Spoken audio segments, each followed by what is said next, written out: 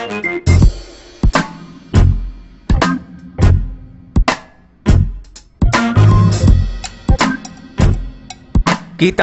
ang closeness ni Casey Concepcion at pati na rin ang kapatid na si Samantha Concepcion.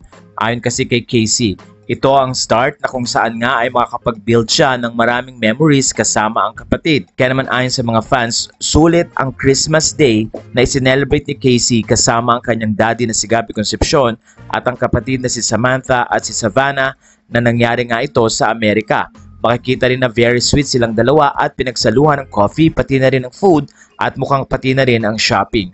Matatandaang noong 2022 ay napaka-sweet ng birthday message ni Sam para sa kanyang ate. Ayon kay Sam, "Happiest birthday to my stunner sister, Christina Concepcion. It is such a blessing to have you as my sister. You are someone I always get to look up to. You are a perfect role model and such an inspiration. I'm so proud and happy for all your achievements. I wish I was by your side today to celebrate your special day, but nonetheless, I wish you an amazing birthday. I love you so much." Nagpasalamat naman dito si Casey Concepcion at sinabi nga niyang very sweet ang kanyang kapatid. Sa post si Casey ay makikita ang contentment at talaga namang happiness sa kanyang muka na ayon sa mga fans ay magaganda daw ang anak ni Gabby Concepcion. Kaya naman umaasa ang mga netizen at fans ni Casey na magbabahagi pa ito ng mas maraming kwento at mas maraming mga lugar na pinuntahan kasama ang kanyang kapatid na si Sam.